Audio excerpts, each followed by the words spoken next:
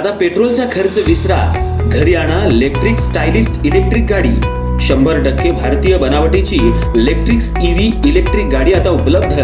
5 वर्षांची वॉरंटी, आकर्षक कलर्स आणि स्पोर्ट्स डिझाइन। एकदा चार्ज करा आणि 100 ते 140 किलोमीटर पर्यंत रेंज।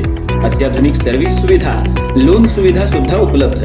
आजच भेट द्या साई मोटर्स, किसान चौक, इचलकरंजी। संपर्क 93 73 27 57 52 किंवा 0230 299 77 66। नो पेट्रोल नो टेन्शन, इलेक्ट्रिकचा स्मार्ट पर्याय।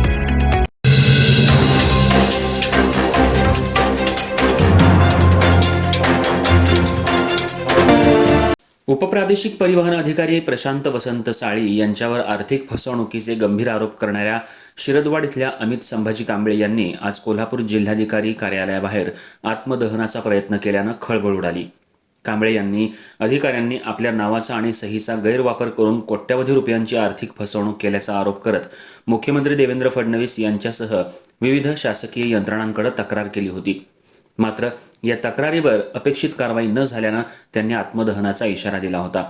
आज जिल्हाधिकारी कार्यालयात त्यांनी आत्मदहनाचा प्रयत्न करताच पोलिसांनी वेळीच हस्तक्षेप करून त्यांना ताब्यात घेतलं। या घटनेमुळे जिल्हाधिकारी कार्यालय परिसरात काही काळ तणावाचं वातावरण निर्माण झालं होतं। शिरदवाड इथल्या अमित संभाजी कांबळे यांनी उपप्रादेशिक परिवहन अधिकारी प्रशांत वसंत साळी यांच्या विरोधात आर्थिक फसवणुकीचे गंभीर आरोप केलेत। कांबळे यांच्या तक्रारीनुसार मातोश्री रमाबाई आंबेडकर मागासवर्गीय सहकारी सूतगिरणी कासरवाडी तालुका हातकणंगले जिल्हा कोल्हापूर यांच्याशी संबंधित व्यवहारात त्यांच्या नावाचा आणि सहीचा गैरवापर करण्यात आला।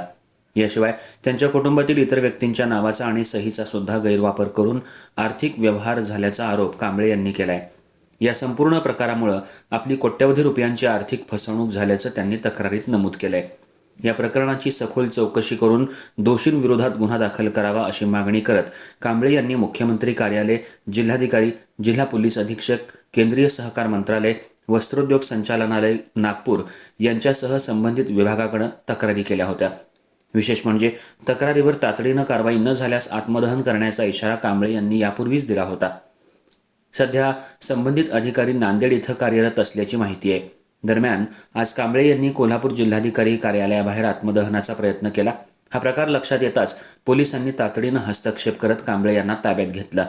पोलिसांच्या सतर्कतेमुळे पुढील अनर्थ टळला। या घटनेनंतर जिल्हाधिकारी कार्यालय परिसरात काही काळ तणावाचं वातावरण निर्माण झालं होतं। आता कांबळे यांच्या आरोपांची चौकशी होणार का? त्यांच्या तक्रारीवर प्रशासन कोणती कारवाई करणार? आणि या प्रकरणातील आर्थिक व्यवहारांमागचं नेमकं सत्य काय, याकडे सर्वांचं लक्ष लागलंय।